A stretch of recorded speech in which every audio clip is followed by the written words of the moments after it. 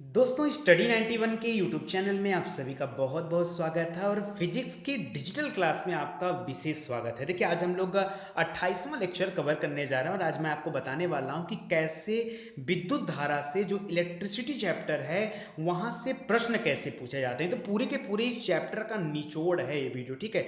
इसीलिए यहाँ पर लिखा हुआ है कि master video with basic concept, यानी बेसिक के साथ साथ आज हम इस पूरे के पूरे चैप्टर को ही कवर करने वाले हैं, यानी एक वीडियो में पूरा चैप्टर कवर हो जाएगा।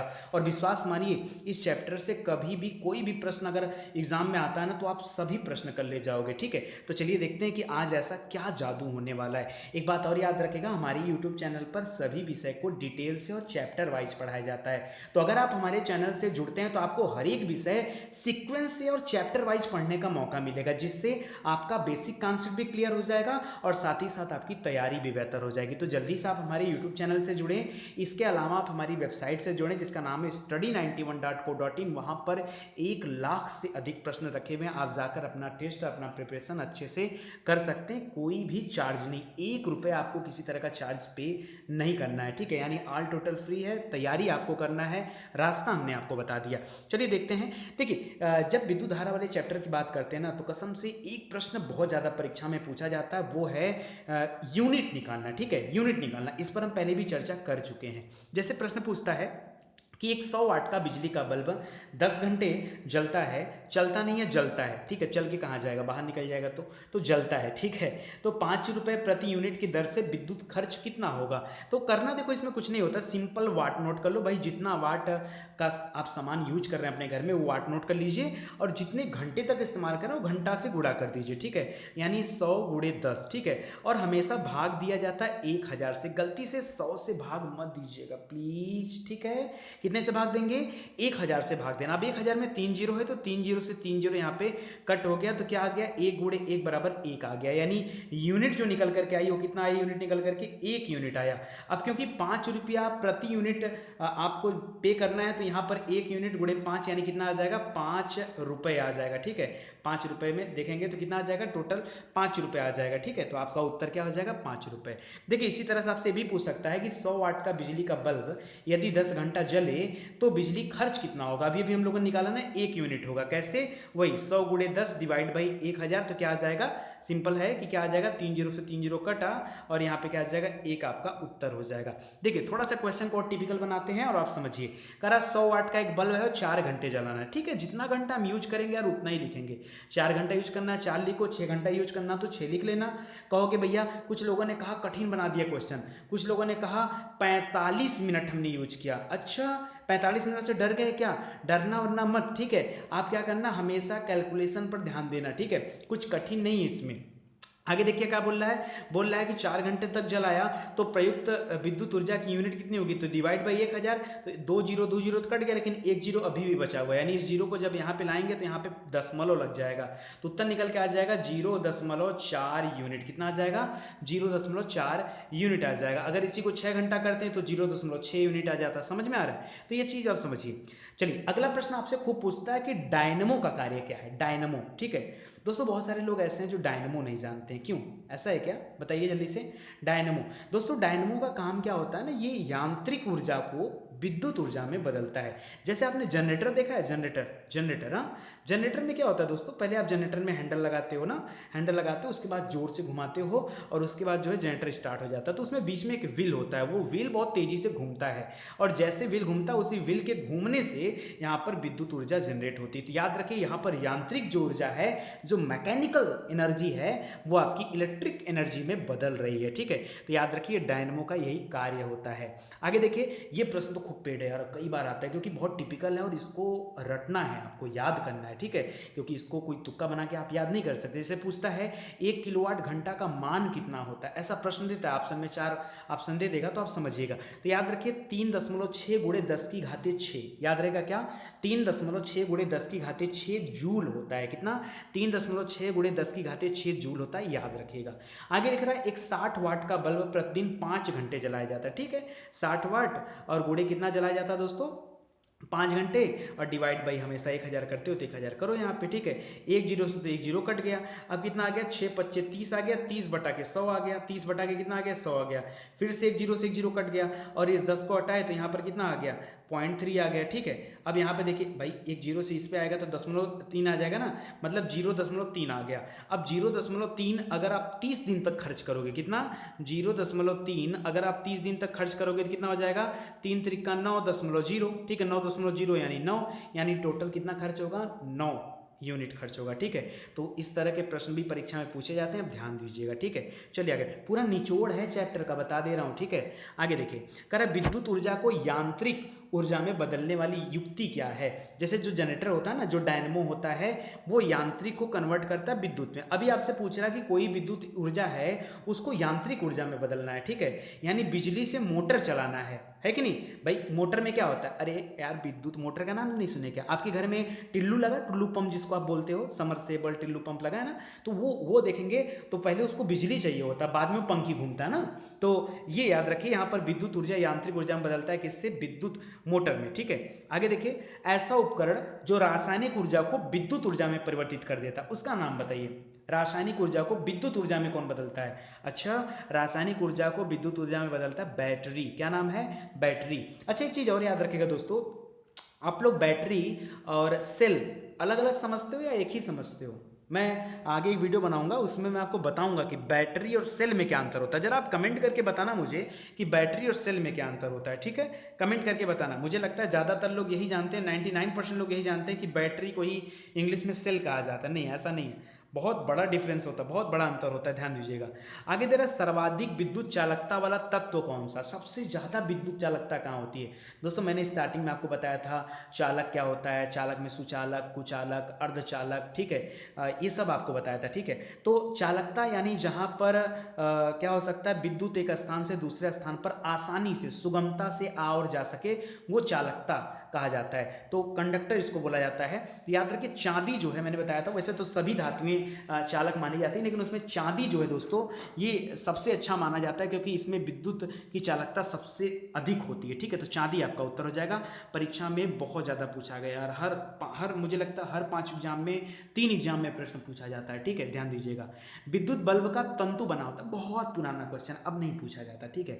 विद्युत बल्ब को लेकर के देखो 3-4 प्रश्न बनता है। जैसे विद्युत बल्ब का जो तंतु है ना, तंतु माने फिलामेंट, कभी कभी यहाँ पे तंतु लिखता है, कभी कभी इंग्लिश में फिलामेंट लिख देता है। अरे ध्यान से विद्युत बल्ब देखोगे ना, तो उसमें आपको दिखेगा ऐसा ऐसा ऐसा बना होता है ना, ठीक है, बहुत पतला होता है, यही जलता है। जब बल्ब जलता है ना, तो याद रखिए यही जलता है, तो याद रखिएगा ये टंगस्टन का बना होता है। किससे, टंगस्टन का। टंगस्टन बहुत ही उसका गलनांक बहुत ऊंचा होता है, इस वजह से पिघलता नहीं जल्दी, ठीक है। तो टंगस्टन का बना होता है। और इसके अलावा एक प्रश्न और पूछता है कि विद्युत बल्ब के अंदर कौन सी गैस भरी होती है।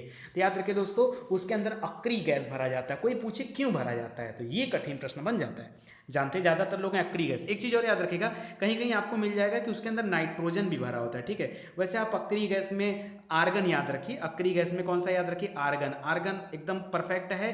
कहीं कहीं पर आपको नाइट्रोजन भी मिलता है, ठीक है, तो उसको भी आप ध्यान रखिएगा। और क्यों भरा जाता है, तो ये भंगुर ना हो जाए, टंगस्टन इसलिए भरा जाता है, ठीक है। आगे देखिए, कह रहा हाइलोजन लैंप का नाम सुना होगा। हाइलोजन शादी विवाह में लगता है ना, बड़ा बड़ा, जो खूब ज्यादा लाइट देता है, ठीक है, हाइलोजन। कह रहा हाइलोजन लैंप पे जो तंतु होता है वो किसका बना होता है। दोस्तों उसमें भी टंगस्टन होता है, हाँ, टंगस्टन के साथ साथ उसमें सोडियम होता है। ये दोनों टंगस्टन और सोडियम की मिश्र धातु होती है, उसका फिलामेंट लगा होता है किसमें, हाइलोजन लैंप में, ठीक है। आगे दे रहा, जो सामान्य ट्यूबलाइट होती है, ट्यूबलाइट माने राड, ठीक है, तो जो सामान्य ट्यूबलाइट होती है इसमें कौन सी गैस भरी होती है। तो याद रखिए, इसमें भी अक्री गैस के रूप में आर्गन के साथ साथ मर्क्यूरी वेपर भी भरा होता है, तो ध्यान दीजिएगा, ठीक है। कह रहा फ्लोरोसेंट ट्यूब, ठीक है, ट्यूब यानी कि जो प्रतिदीप्त बल्ब होता है। अरे फ्लोरोसेंट ट्यूब जानते हो नहीं, कॉम्पैक्ट फ्लोरोसेंट, ठीक है, CFL बोलते हैं लाइट, ठीक है, ये फुल फॉर्म होता है CFL का, कॉम्पैक्ट फ्लोरोसेंट लैंप बोलते हैं, ठीक है। तो वही वाला है। कह रहा है फ्लोरोसेंट ट्यूब यानी प्रतिदीप बल्ब में कौन सी गैस भरी होती है, तो इसमें मरकरी और नियान गैस भरी जाती है, मरकरी और नियान याद रखेगा, ठीक है। कह रहा है विद्युत बल्ब के अंदर कौन सी होती है, तो अक्री गैस के रूप में आर्गन भरा जाता है। कह रहा है एक मकान में 2 बल्ब लगे हैं, मान लीजिए एक बल्ब कम प्रकाश देता है, एक बल्ब अधिक प्रकाश देता है, तो आपसे पूछा जा रहा है भाई इसका कारण क्या है। दोस्तों देखिए, इनवर्स रिलेशन होता है, ठीक है। दोनों में जो कम प्रकाश वाला बल्ब होता है उसका रेजिस्टेंस जो होता है वो अधिक होता है, ठीक है। ऐसा प्रश्न भी आपसे परीक्षा में एक्चुअली क्या है ना, ये सबसे टिपिकल प्रश्न है, ठीक है। ये प्रश्न आ जाए ना तो आधा से ज़्यादा लोग कर ही नहीं पाते हैं, ठीक है। और मुझे लगता है अगर आप ये मास्टर वीडियो देख के जाते हो तो इस चैप्टर में तो कोई डाउट नहीं आना चाहिए। मैं लगभग हर सभी चैप्टर के जो है मास्टर वीडियो आपको देता रहता हूँ बीच बीच में, ताकि चैप्टर का निचोड़ आपको पता चलता रहे, ठीक है। तो ध्यान दीजिएगा, कम प्रकाश वाले बल्ब नहीं होगा, यहाँ पे बल्ब होगा, ठीक है। कम प्रकाश वाले बल्ब में रजिस्टेंस जो होता है वो अधिक होता है, ठीक है। इसको ध्यान दीजिएगा, इस वजह से उसकी ऊष्मा जो है वहाँ से कम निकलती है। जब विद्युत ऊर्जा गति में परिवर्तित होती है, यानी गतिज ऊर्जा में, गति में नहीं, यहाँ पर होगा गतिज ऊर्जा, ठीक है। जब विद्युत ऊर्जा गतिज ऊर्जा में परिवर्तित होती है तो क्या होता है? तो याद रखिए दोस्तों, गतिज ऊर्जा में अगर परिवर्तित होगी, एकमात्र ऐसा कंडीशन होता है जिसमें ऊर्जा की हानि नहीं होती है, ठीक है, जिसमें ऊर्जा की हानि किसी तरह की नहीं होती। तो अक्सर करके ये प्रश्न पूछ देता है, ठीक है। आगे दे रहा फ्यूज। फ्यूज का सिद्धांत है, आपके घर में फ्यूज लगा होगा या जो बड़े बड़े डिवाइस होते हैं उसमें फ्यूज लगे होते हैं। एक्चुअली ऐसा इसलिए होता है, मान लीजिए कभी वोल्टेज अगर बहुत हाई होता है, बहुत लो होता है, तो ऐसे में कोई ज़्यादा प्रभाव उसके ऊपर ना पड़े, जो भी प्रभाव पड़ना होता है फ्यूज के ऊपर पड़ जाता है, ठीक है। तो ये होता है फ्यूज। तो फ्यूज का जो सिद्धांत है दोस्तों, ये विद्युत का उष्मीय सिद्धांत पर आधारित होता है, इसको आप ध्यान रखिएगा, ठीक है। अच्छा, ट्रांसफार्मर प्रयोग तो होता है। ट्रांसफार्मर का काम क्या होता है दोस्तों, याद रखिए, एसी वोल्टेज का उपचयन या अपचयन करता है, यानी कम से ज़्यादा या ज़्यादा से कम, इसी को अपचयन और उपचयन का नाम दिया जाता है। तो इसको भी याद रखिएगा, पढ़ाया हूँ डिटेल से, ठीक है। आगे देखिए, तड़ित चालक का आविष्कार किसने किया था? तड़ित चालक का आविष्कार किया था बेंजामिन फ्रैंकलिन ने। बहुत अच्छा क्वेश्चन है और अच्छा खासा पूछा गया है इसको क्वेश्चन को, ठीक है। तो याद रखिएगा, बेंजामिन फ्रैंकलिन आपका सही उत्तर हो जाएगा। आगे लिख रहा है शुष्क बैटरी, जो सूखी हुई बैटरी होती है, शुष्क बैटरी जो मार्केट में मिलता है 10-5 रुपए का, ये वाली बैटरी है। कह रहा है शुष्क बैटरी में किसका विद्युत अपघट्य के रूप में प्रयोग किया जाता है? मैंने अभी पढ़ाया था आपको सेल के प्रकार, उसमें बताया था अलग अलग बैटरियों के बारे में, ठीक है। तो वहाँ जो ड्राई सेल होता है, याद रखेगा, उसमें विद्युत अपघट्य के रूप में अमोनियम क्लोराइड और जिंक क्लोराइड का इस्तेमाल किया जाता है। अमोनियम क्लोराइड और जिंक क्लोराइड का इस्तेमाल किया जाता है। कह रहा है किसका प्रयोग अर्धचालक के रूप में किया जाता है, ठीक है। तो अर्धचालक का प्रयोग, एक मिनट, किसका प्रयोग किया जाता है ना, देखिए यहाँ पर ट्रांजिस्टर नहीं होगा, ट्रांजिस्टर में अर्धचालक का इस्तेमाल किया जाता है। पूछ रहा है किसका प्रयोग ना, तो आप कर लो सिलिकॉन का इस्तेमाल करते हैं। किसका इस्तेमाल करते हैं? सिलिकॉन जो होता है ना, ये एक तरह का अर्धचालक होता है, तो सिलिकॉन का इस्तेमाल अर्धचालक के रूप में ट्रांजिस्टर में किया जाता है। ट्रांजिस्टर क्या होता है दोस्तों, जैसे अभी हम लोग बोलते हैं ना आईसी, लोग बोलते हैं ना अक्सर करके, भैया मेरी मोबाइल की आईसी जल गई है, नया लगवाना। तो ये जो आईसी होती है ना, आईसी का तो वैसे फुल फॉर्म होता है इंटीग्रेटेड सर्किट होता है, ठीक है। तो पहले आईसी की जगह पे ट्रांजिस्टर लगा करते थे कंप्यूटर में, अब आईसी ही ट्रांजिस्टर का अपग्रेडेड रूप है, ठीक है। तो याद रखिए, अब आईसी में भी बहुत सारी आईसी आती है, वो लेवल बढ़ता जा रहा है ना, तो इस वजह से इसमें नई नई चीज़ आते जा रही हैं। तो ये पुराने ज़माने में ट्रांजिस्टर का इस्तेमाल होता था, तो उसमें जो है सिलिकॉन का इस्तेमाल किया जाता था, सिलिकॉन का, जर्मेनियम का, ठीक है। तो ये सब याद रखिए आप, ठीक है।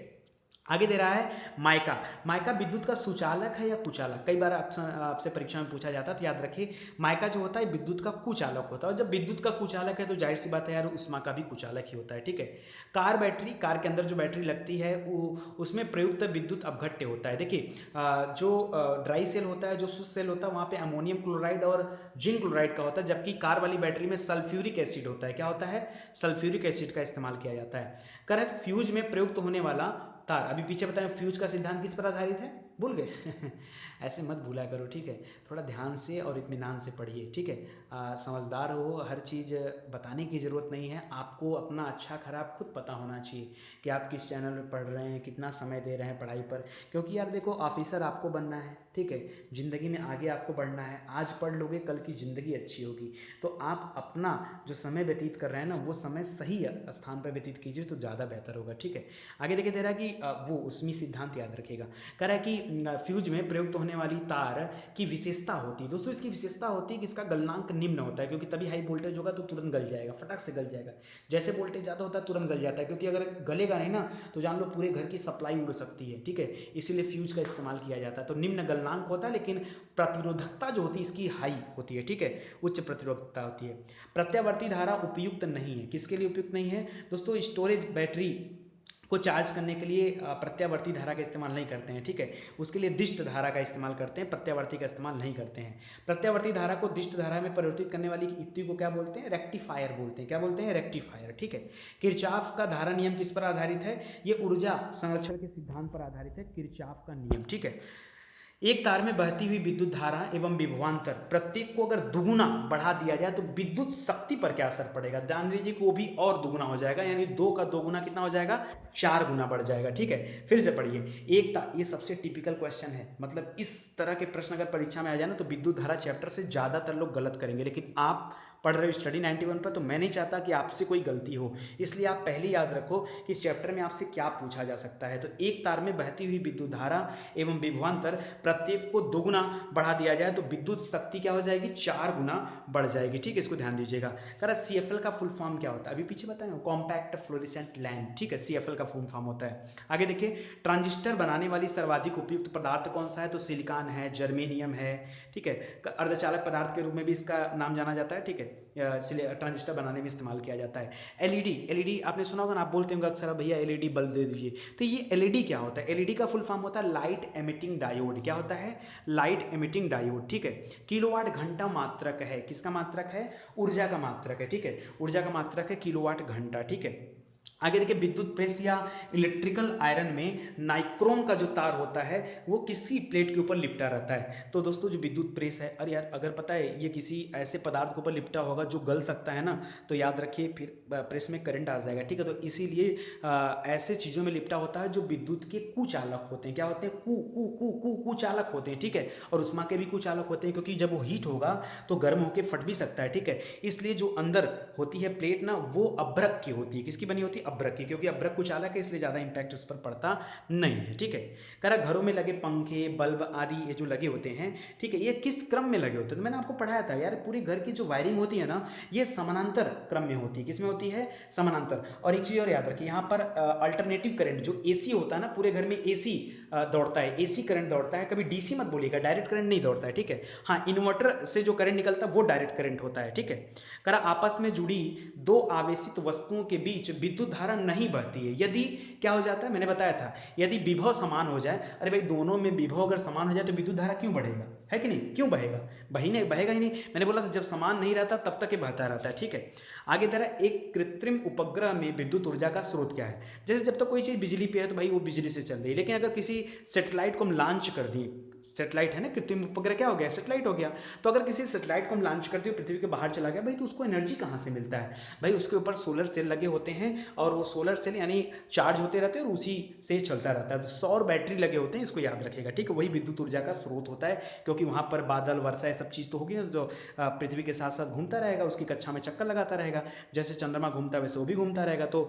हर 12 घंटे में जो है पृथ्वी के सामने, सूर्य के सामने आ ही जाएगा, चार्ज हो ही जाएगा, तो काम उसका चलता रहता है। करा शुष्क सेल में जो ऊर्जा संग्रहित नहीं होता, संग्रहित होता है, संग्रहित। ठीक है, संग्रहित रहती है, वो क्या होता है दोस्तों, इस शुष्क सेल में जो ऊर्जा होती है ना, रासायनिक ऊर्जा होता है। तभी तो अभी हम लोग पीछे पढ़ रहे थे कि रासायनिक ऊर्जा को विद्युत ऊर्जा में बदलता है कौन, बैटरी से। ठीक है, आगे तरह हमारे घरों में जो विद्युत की सप्लाई की जाती है वो कितने वोल्ट और हर्ट्ज पर होती है। दोस्तों आपने आपके घर में अगर क्या बोलते हैं उसको यार, ट्रांसफर नहीं यार, क्या बोलते हैं, भूल गया मैं, अरे क्या बोलते हैं जब कभी लाइट कम हो जाती है तो लाइट को मेंटेन करने के लिए स्टेबलाइजर।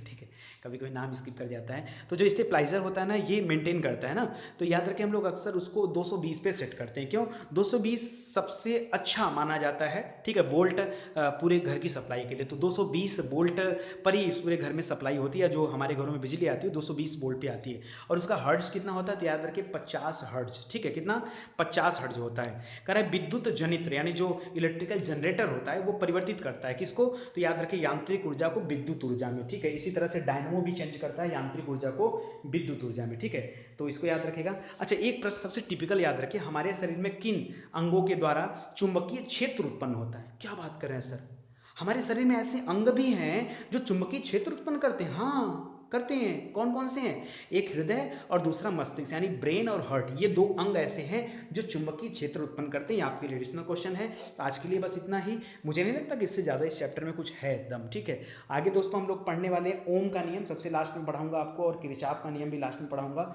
और आपका पढ़ा एक टॉपिक और बचा हुआ चुंबकत्व। ठीक है, तो उसको पढ़ लेंगे तो ये हमारा जो है सेशन पूरा का पूरा कंप्लीट हो जाएगा। मुझे लगता है मैंने पहले आपसे कहा था कि अधिकतम 30 वीडियो तक ये कवर हो जाएगा, हालांकि मुझे 3-4 वीडियो अभी और बनाने हैं तो 35 लेक्चर में आपका पूरा का पूरा फिजिक्स कवर हो जाएगा, ठीक है। तो ये मान के चलिए कि बहुत जल्द आपका समाप्त होने वाला है। और अगर आपको अच्छा लगता है दोस्तों तो प्लीज़ वीडियो को शेयर करिए, आगे बढ़ाइए, ताकि ज़्यादा से ज़्यादा लोग इसे देख पाएँ, समझ पाएँ, ठीक है। बहुत बहुत धन्यवाद। Thank you so much.